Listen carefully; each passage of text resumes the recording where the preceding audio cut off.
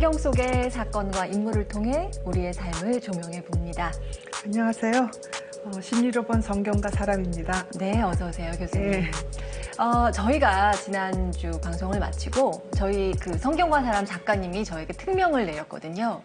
성경 속의 한 구절, 내 마음의 한 구절을 꼭 읽고 네. 발췌해 와라. 교수님도 하나 말씀해 주셔야 돼요. 네. 저는 하나 이걸 가져왔습니다. 나에게 사랑이 없으면 나는 아무것도 아닙니다. 네. 네. 이게 저는 제 마음속 성경 한 구절의 왕 중의 왕입니다. 네. 교수님은요? 네, 저는 누구나 자기를 버리고 십자가를 지지 않으면 나한테 오지 못한다는 그런 내용. 살려고 하면 죽고 죽으려고 하면 산다 하는 그 내용이 힘들 때 좀 많이 위로가 됐어요. 네. 어떤 메시지로 와닿으세요? 저는 이제 상담, 치료 이렇게 하니까 고통받는 사람들이 많잖아요. 근데 고통은 어떻게 보면 누구한테나 다 있고요. 또 고통이 큰 사람들은 또 그만큼 인격적으로 성숙해지는 경우가 많고, 그리고 어떤 면에서는 내 십자가 또 다 제일 힘들고 제일 무거운 것처럼 느껴질 수 있고, 그래서 예수님께서 만약에 십자가를 지고 골고타산을 올라가지 않으셨으면 그 이후에 많은 사람들이 어떻게 위안을 받고 무슨 힘으로 살았을까 하는 생각 가끔 하거든요. 고통받는 그 장면 때문에 역설적으로 고통을 견딜 수 있게 하는 그런 구절인 것 같습니다. 네. 네. 그래요. 죽고자 하면 살고, 네. 살고자 하면 죽는. 네. 네. 저는요, 네. 마음이 좀 삭막해지고 좀 외롭다라고 느껴질 때 그걸 떠올려요. 나에게 사랑이 없으면 네. 나는 아무것도 아닙니다. 그러니까 사랑을 받는 것에만 초점을 주지 말고 네. 내가 어떻게 하면 사랑을 더 나눠서 줄 것인가에 네. 초점을 맞출 때 오히려 어떤 근원적인 고독감, 외로움 이런 게 이제 싹 희석되는 걸 느끼거든요. 네. 그래서 오늘 좋은 성결 구절 이 두 마디를 소개하면서 네. 자, 시작을 해보겠습니다. 오늘은 세례자 요한의 탄생과 그리고 성모 마리아와의 만남 그에 대해서 한번 살펴볼 텐데요. 이분들은 다 친척 관계인 거죠? 네, 사촌이라고 얘기를 네. 하죠. 이 복음을 보면은 마테오 복음하고 루가 복음에는 예수님의 족보가 다 언급이 되는데 네. 뭐 엄청 길게 많잖아요. 근데 네. 둘 다 족보가 나오지만 네. 차이를 보자면 좀 차이도 보이는 것 같아요. 네, 그러니까 루카 복음은 일단 여자가 없어요. 여자가 등장하지 않고, 그다음 시작이 이제 아담에서 시작을 하거든요. 마테오 복음은 아브라함에서 시작을 하고, 지난 시간에도 제가 얘기를 했지만 루가가 바오로하고 좀 친하잖아요. 이렇게 같이 다니기도 하고, 바오로는 굉장히 여성을 존중한 면도 있지만 여성 보고 성전에서 이야기하지 말라 하는 그런 대목도 나옵니다. 상당히 가부장제적인 시각이 있지 않았을까? 2000년 전이니까요. 네. 그렇습니다. 네. 자, 그러면 이야기를 이제 본격적으로 진행하기 전에 오늘의 내용을 간략히 한번 정리해서 살펴보겠습니다. 유다 임금 헤로데 시대에 아비야조에 속한 사제인 즈카리아와 그의 아내 엘리사벳은 나이가 들도록 자손을 얻지 못했다. 그러던 어느 날 즈카리아에게 가브리엘 대천사가 나타나 이들에게 아들이 곧 태어날 것이며 그 아들은 이스라엘 자손을 하느님이신 주님께 돌아오게 할 것이라고 말한다. 의심하는 즈카리아에게 대천사는 그 일이 일어날 때까지 벙어리가 되어 말을 못하게 될 것이라 말한다. 마리아는 엘리사벳이 수태한 지 6달째에 예수를 잉태했고 마리아가 엘리사벳을 방문했을 때 태중의 아들은 성령으로 가득 차 뛰어놀았다. 네, 하느님의 선택과 그걸 받아들이는 분의 이야기. 네, 성모 마리아가 수태고지 후에 이렇게 말했다고 언급이 되죠. 보십시오, 저는 주님의 종입니다. 말씀하신 대로 저에게 이루어지기를 바랍니다. 라고요. 이 루카 복음에 나오는 얘기인데 이게 저의 아주 인간적인 시선에서는 말이 돼? 라고 이제 아니 왜요? 제가 저 처녀거든요. 네, 이렇게 네. 몹시 당황한다. 제가 생각할 때 네. 1. 몹시 당황한다. 2. 주저하며 저 거절해도 되는 거라면 좀 거절하면 안 되겠습니까? 라고 한다. 네. 이게 아주 인간적인 제 관점에서의 네. 1차적인 반응일 것 같거든요. 네. 그렇지만 우리 성모 마리아는 말씀하신 대로 저에게 이루어지기를 바랍니다. 네. 라고 했다는 거죠. 네. 제가 좀 그림으로 그리면서 설명을 좀 드리려고 그러는데 네. 이 잉태 사건이잖아요. 그쵸. 근데, 일단 이제 마리아와 요셉의 이 잉태 사건 가기 전에 스카리아와 엘리자벳의 잉태 사건을 한번 이렇게 비교를 해서 보면은 그렇죠. 6개월 차이니까. 네. 이 엘리자벳하고 마리아가 사촌이라고 얘기를 하는데 그 사촌이라는 말이 히브리어에서는 친척이란 뜻도 있다고 그래요. 그래서 또 아들이라고 얘기하지만 그게 또 사촌이기도 하고. 그러니까 우리가 몇 촌인지는 사실 정확히 네, 알 수 없다. 네, 우리가 보통 얘기하는 사촌, 진짜 사촌인지 그건 알 수가 없는데. 아, 근데 이 즈카리아는 아까 언급을 하셨지만 사제예요. 굉장히 존경받는. 제사장이었고. 네. 그리고 요셉은 다들 잘 알지만 목수잖아요. 그리고 엘리자벳은 나이가 너무 많아서 본인이 임신을 못할 거라고 이제 포기를 한 나이 많은 여성이죠. 마리아는 10대예요. 그러니까 그 당시에 결혼을 보통 10대 초반에 약혼을 했대요. 아. 10서너 살 때쯤에. 예. 그러니까 10서너 살의 아주 어린 소녀와 나이 많아서 이제 더 이상 잉태를 못하는 엘리자벳이 이렇게 같이 짜게 된 겁니다. 근데 대조적이네요. 네, 생각해보니까. 그리고 요셉은 목수니까 기술자긴 하지만 지위가 굉장히 낮은. 그 그리고 또한 대비가 대비가 되고요. 되죠. 예. 근데 이 지카리아가 엘리자벳의 잉태 시기에 엘리자벳의 태도도 역시 나는 나이가 너무 많기 때문에 아이를 낳지 못할 것이 아닌가 하고 의심하죠. 아까 얘기한 대로 우리한테 뭔가 특별한 일이 일어날 때, 그것도 아주 기적적이 일어날 때 사람 마음이 의심하고, 그 다음에 부정하고, 그렇죠. 그 다음에 도망가려고 도피하고, 그 다음에 이제 마지막에 이제 그걸 이제 수용을 하는 그런 단계잖아요. 근데 그런 시기를 다 마리아랑 엘리자벳이 다 겪죠. 근데 또 재미있는 거는 여기 가브리엘이라는 천사가 와서 얘기를 하는데, 네. 여기는 이제 뭐 목동이라는 설도 있지만 동방박사, 잘 아는 동방박사가 오잖아요. 예. 저는 처음에 어렸을 때 동방박사라고 해서 아시아인 우리가 동방이잖아요. 그래서 아시아에서 거기까지 갔나? 이런 생각도 했어요. 그리고 성경이나 뭐 역사책 보면 소아시아라는 말이 나와서 아시아 중에 작은 아시아는 어디 있는 거지? 혼자서 그렇게 얘기했는데 나중에서야 이제 소아시아가 우리가 보통 얘기하는 이쪽 동아시아가 아니라 그 옆에 시리아, 뭐 터키 요 부근이라는 걸 알아서 이 동방박사도 뭐 동양의 조선 이런 쪽에서 온 게 아니고 그 지역의 동쪽에서 왔다는 얘기죠. 근데 어쨌거나 이 동방박사는 이질적인 존재죠. 그렇죠? 네. 그래서 요 차이가 또 있고요. 그래서 아이를 낳아서 이제 요한이 되잖아요. 세례자 요한이 되고 마리아와 요셉이 낳은 이제 예수님이 되잖아요. 예. 근데 요한하고 예수님은 당시에 많은 사람들이 누가 뭐 메시아냐 할 정도로 굉장히 열광하는 사람들이 많았어요. 그래서 요한은 그 당시에 어떤 사람들은 이제 에센파라고 해가지고 은수자거든요. 그러니까 금욕하고 단식하고, 그래서 실제로 요한은 다들 잘 알지만 그 뭐 메뚜기를 먹고 그 옷을 제대로 안 입고 그런 가죽 옷을 입고 이런 장면이 나오잖아요. 그래서 단식하고 금식하고 아주 철저하게 금욕하는 그런 그 사람이라고 그러면, 예수님은 지난 시간에도 얘기했지만 잔치에도 가고 바리새파 사람들하고 먹고 세리하고도 먹고, 그래서 사람들이 왜 요한은 금식하고 그렇게 아주 정결하게 사는데 너는 아무하고나 잘 어울리냐 이런 얘기를 듣는 거죠. 그거는 우리가 이제 세속적인 입장에서도 굉장히 자연스러워요. 요셉이라는 요즘식으로 말하자면 노동자잖아요.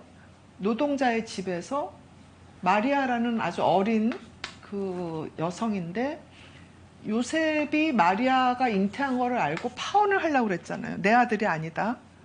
그러면 뭐 일종의 사생아일 가능성이 있잖아요.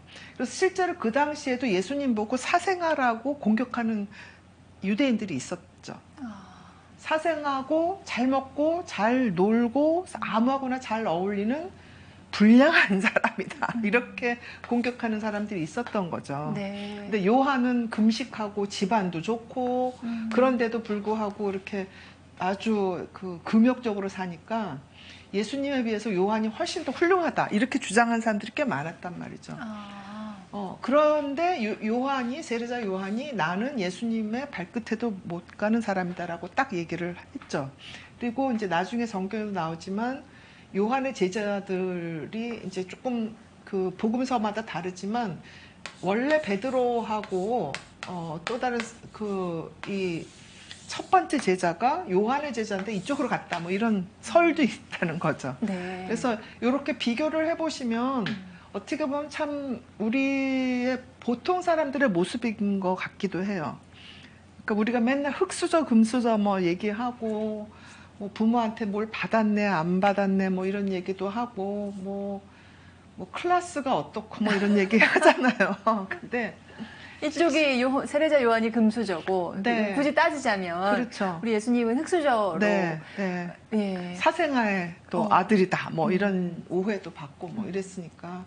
근데 요한은 발끝에도 못 간다 이렇게 얘기했잖아요. 그래서 제가 처음에 십자가 얘기도 했는데 예수님께서는 탄생부터 사실은 십자가를 지고 태어나신 거죠. 그런 의미에서 그래서 더 요즘 그 힘든 젊은이들한테 네. 더 위로가 되지 않을까? 네. 아마 지금 이거 보시는 분들 중에서 뭐 미혼모도 있을 수 있고요. 그렇죠? 뭐 호되자인 경우도 있고 네. 본인들이 혼외자로 태어난 경우에 그게 굉장히 큰 부끄러움이고 수치고 뭐 이렇게 생각하는 사람들도 있거든요. 근데 그 전혀 아닌 거거든요, 사실은. 그리고 또 내가 젊어서 또 실수로 뭐 의도치 않게 또는 뭐 이혼으로 뭐 여러 가지 우여곡절 끝에 혼자서 아이를 키울 수밖에 없는 시기도 있어요. 그런 사람도 있고. 그것 역시 예수님 보시기에는 부끄러운 일이 아니라 예수님의 그런 마음을 같이 나누고 예수님께서 보시기에 애틋하게 볼 사람들인 거죠. 네. 아이고 내 새끼 고생하는구나 이렇게 보시지 너는 사생아야, 혼외자야, 너 미혼모야, 뭐 미혼부야 이러면서 비난하거나 공격하시지는 않을 거예요. 그래서 이 잉태 사건 자체가 우리한테는 저는 굉장히 큰 위로가 되는 사건이라고 봅니다. 네. 네. 그런 걸 보면 교수님, 저는 네. 그 성모님의 마리아의 그런 태도가 네. 제 깜냥으로는 네. 범접하기 어려운 경지다 당연하죠. 이런 생각이 네. 드는데 네. 우리는 그 이제 성당 가면은 성모 마리아가 이렇게 있고 이제 입구에서 성모 마리아 앞에서 이렇게 성모 긋고 들어가고 하는데 이제 개신교에서는 또 약간 관점이 다르기도 하고 네. 또 어떤 타 종교에서는 성모 신심에 대해서 우상 숭배라는 지적을 하기도 하고요. 네. 이제 그러니까 개신교가 우리 카톨릭교에서 떨어져 나가는 그 과정의 역사적인 배경을 보면 네. 왜 성모 마리아 신앙에 대해서 그렇게 일종의 알레르기 반응을 보이는지 조금 이해가 되는 부분도 있어요. 네. 그러니까 원래 이제 개신교 처음 시작이 루터잖아요. 루터는 신부였어요. 그리고 부인은 수녀였어요. 아. 네. 그래서 전직 수녀와 전직 신부가 이제 만나게 된 거거든요. 네. 근데 그 성모 마리아 신앙이 중세 때 실은 이제 역기능적인 역할을 한 부분이 있어요. 그게 너무 성모 마리아에 대한 이상화를 하면서 이제 많은 여성들이 오히려 뭐 순결이라든지 이런 부분 또 성모 마리아와 비슷하게 닮아야 하기 때문에 수녀원이나 이런 데 이제 가는데 사실 그 수녀원이 제대로 된 수녀원의 역할을 못하고 뭐 타락을 하거나 억압을 하거나 뭐 이런 그 역기능적인 쪽으로 이제 원래 문명이 이제 끝나갈 때는 그런 일들이 벌어지잖아요. 그런 그 역기능적인 측면을 한번 본 것 같기도 하고, 또 한 측면은 이 근대가 시작하면서 뭐 프로테스탄티즘이라고 얘기하잖아요. 개신교의 신앙은 어떻게 보면 구교 카톨릭보다도 훨씬 더 남성 우위적인 신앙입니다. 뭐냐면 그게 이제 과학이죠. 과학주의적인, 합리적인. 그래서 훨씬 더 논리적인 거를 강조를 하고 감정, 정서를 상대적으로 좀 열등하게 봤어요. 네. 그러면 당연히 여성적인 어떤 관계 지향성이라든지 감정이라든지 이런 거는 이제 폄하하게 되는 그런 부분이 있죠. 그리고 또 하나는 이제 성모 마리아 이콘, 뭐 아이콘을 우리가 이제 사랑의 대상으로 보고 이런 거를 이제 문자 그대로 우상화한다라고 생각을 해서 그걸 우상 숭배로 연결시키는 개신교 신자들도 있었습니다. 그래서 이제 성모 마리아라는 그 어떤 그 대상이 개신교에서 사라졌는데, 그렇기 때문에 오히려 저는 이건 순전히 저 개인적인 생각이지만 개신교가 전 세계로 이렇게 퍼지면서 여성적인 또는 모성적인 측면이 상대적으로 덜 발달됐기 때문에 제국주의화하는 데 기여를 했다고 봐요. 네, 그러니까 성모 마리아의 마음으로 네. 그 원주민들을 보살피고 보듬었으면 그런 사륙이라든지 그런 식민지를 만들어서 뭐 노예를 사고 판다든지 이런 거는 좀 덜하지 않았을까. 그건 저의 주관적인 생각인데. 네네. 그리고 지금 이제 21세기에도 보면 성모 마리아 신앙에 대해서 굉장히 폄하하는 사람들이 전체적으로 뭐 다 그런 건 아니지만 상당히 이렇게 경직돼 있고 남성 본위로 하느님은 아버지시지 어머니는 적인 측면은 없다. 이렇게 얘기하는 사람들이 꽤 많아요. 근데 네. 우리가 보통 아버지한테 투사하는 거하고 어머니한테 투사하는 거하고 좀 다르잖아요. 아버지는 좀 더 논리적이고 합리적이고 훨씬 더 사회적인 쪽이라면 어머니는 감성적이고 정서적이고 훨씬 더 가정적인 거를 투사를 하는데 그 양쪽이 사실 다 필요하거든요. 그렇죠. 근데 성경을 자세히 보다 보면 하느님을 여성적으로 표현하는 부분이 또 구약에도 나와요. 그리고 우리라는 표현도 하고. 그래서 이제 그 부분은 또 굉장히 신학적으로 예민한 부분이라서 제가 여기서 길게 말씀 못 드리지만 우리 21세기에 성모 마리아를 처녀로만 보는 시각과 어머니로 보는 시각은 또 달라요. 우리 입장이. 예. 네, 처녀로 보면 동정녀를 굉장히 강조를 하면서 여자의 순결을 무슨 우상처럼 이렇게 생각을 한다면, 또 어머니로만 본다 그러면 그게 이제 만약에 퇴행을 하면 내가 뭘 하든지 다 우리 어머님 성모 마리아는 다 이해해 주실 거야 하는 이런 퇴행의 방향으로 갈 수도 있는 거거든요. 그래서 그런 위험성을 이제 생각을 하고 성모 마리아 신앙을 갖는 게 좋을 것 같고요. 그리고 네. 성모 마리아의 그러니까 승천하셨다는, 그러니까 부활하셨다는 그 교리가 이제 완전히 우리한테 받아들여진 게 사실 그렇게 오래된 게 아닌데, 그거에 대해서도 사람들이 어떻게 성모 마리아가 무슨 승천했다는 게 아무것도 없는데 그걸 교리로 만드냐 하고, 또 그게 우상 숭배가 아니냐라고 공격하는 사람도 있지만, 이제 저의 개인적인 생각은 성모 마리아는 예수님하고 다르게 평범한 여성이었어요. 근데 예수님을 낳아서 기르고 예수님의 죽음도 함께하고 예수님의 정말 완전한 사랑을 베푸신 분이었기 때문에 그런 평범한 사람이 사랑을 통해서 부활했다는 그 교리가 우리한테는 또 굉장히 큰 위로가 되는 것 같아요. 네. 그래서 그렇게 받아들이면 되지 않을까.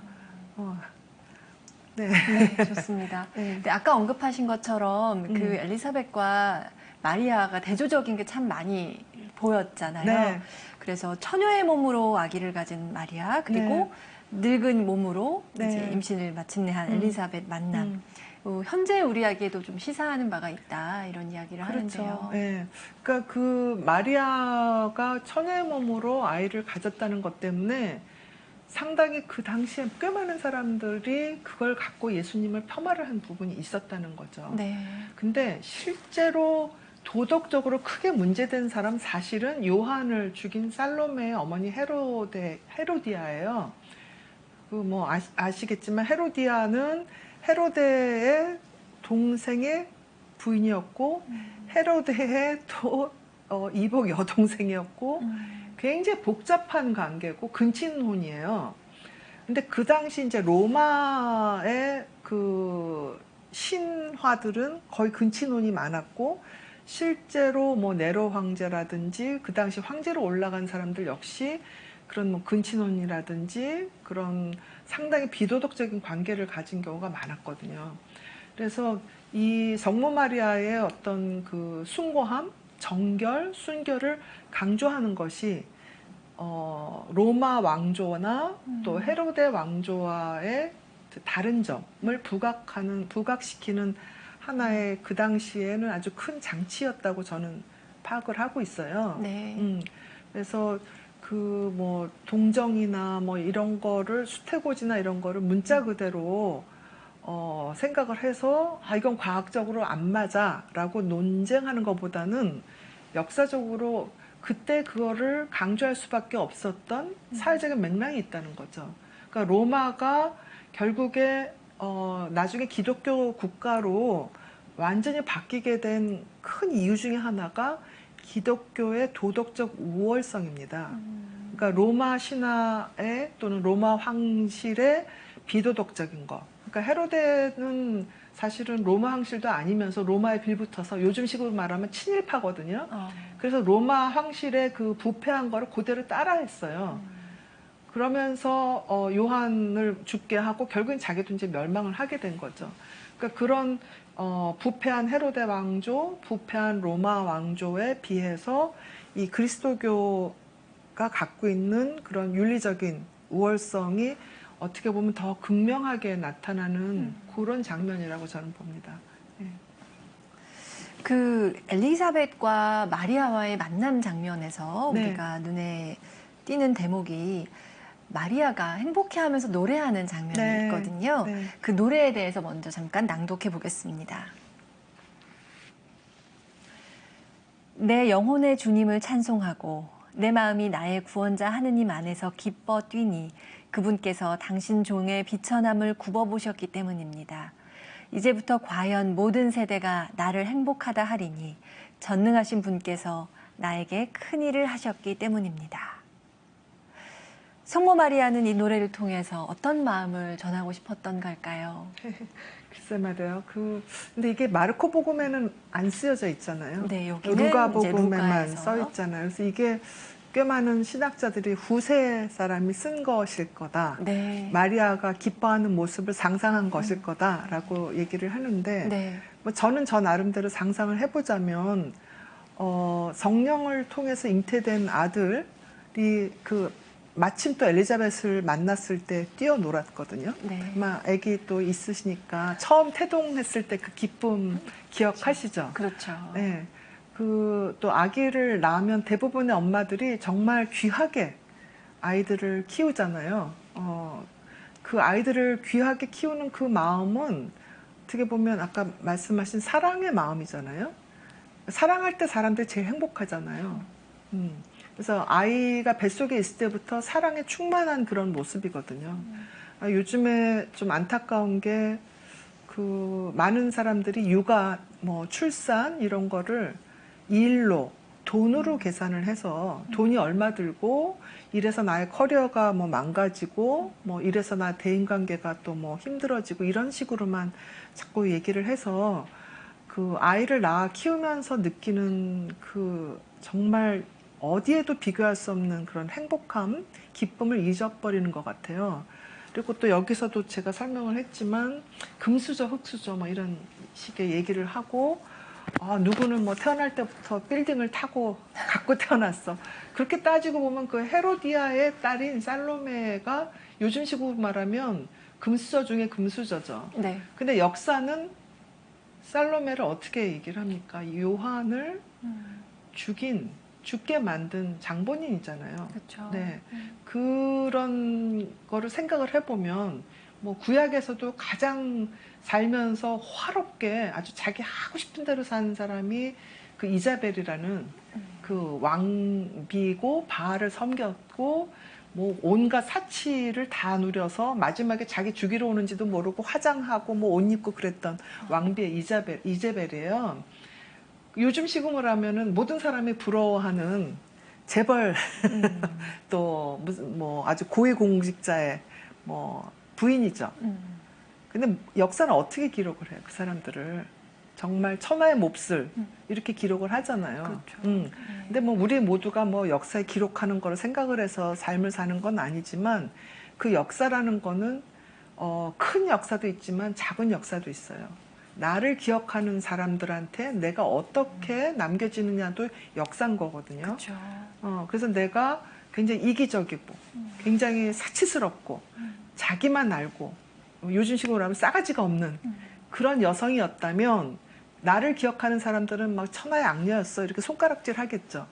근데 사랑으로 가득 차서 주변 사람을 돌보고 또 우리 성모 마리아처럼 하느님의 뜻대로 하소서 나를 버리는 이제 그게 뭐 키노시스라고 얘기하는데 나를 버리는 그거를 실천한 여성에 대한 역사 그런 작은 기억들은 굉장히 다르다는 거죠. 그래서 그 보잘것없는 삶이었지만 많은 사람한테 사랑의 기억을 남겨준 거거든요. 성모 마리아는 2000년 이후로 2000년 동안 당신의 삶이 이렇게 많은 사람한테 기억되고 추앙받으리라고는 꿈에도 생각 못했을 거예요.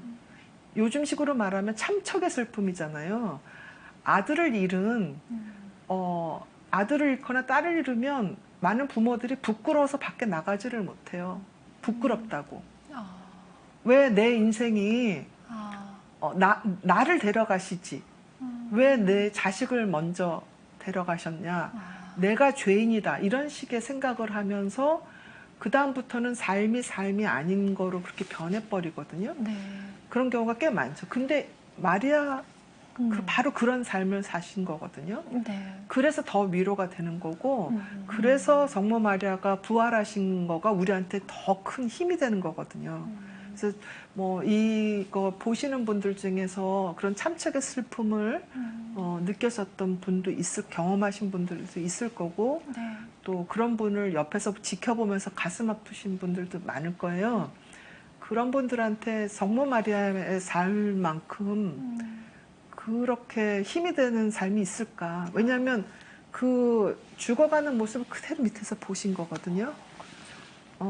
근데 어떤 아들이었냐면 많은 사람들이 아니 어디서 배우지도 않았는데 어떻게 이렇게 이 많은 거를 알까? 이렇게 똑똑할 수가 있는가?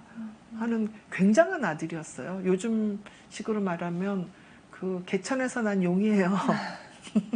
그렇죠.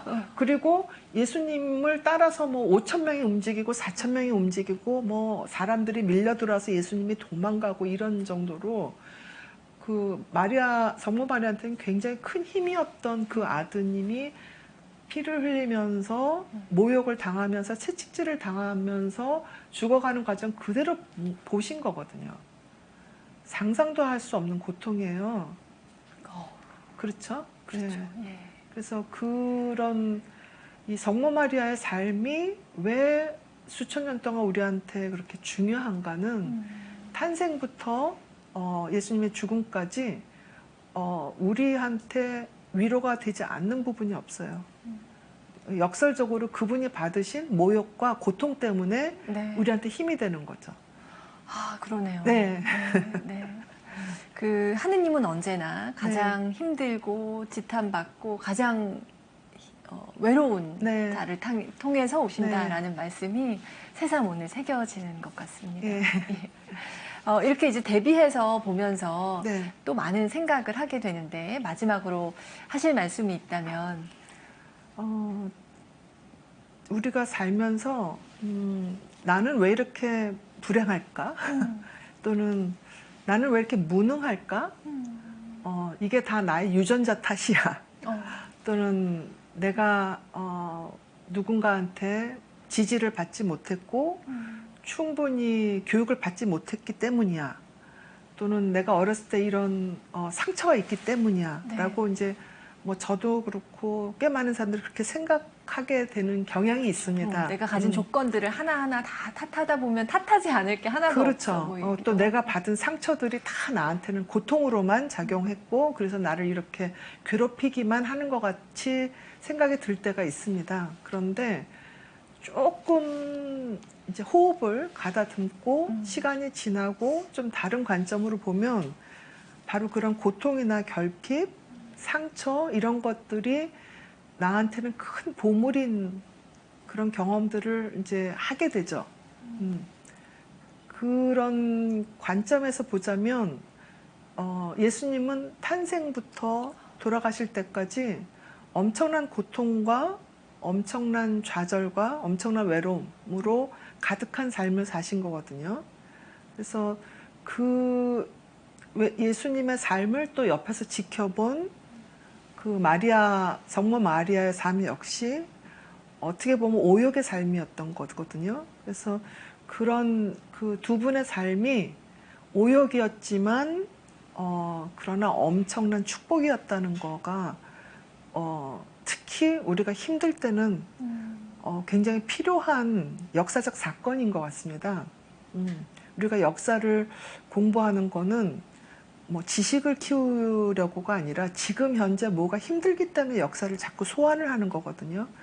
그러면 내가 지금 굉장히 힘들고 고통스럽고 절망스럽다 그럴 때 예수님의 삶과 성모 마리아님의 삶을 한번 소환을 해보면 어떨까.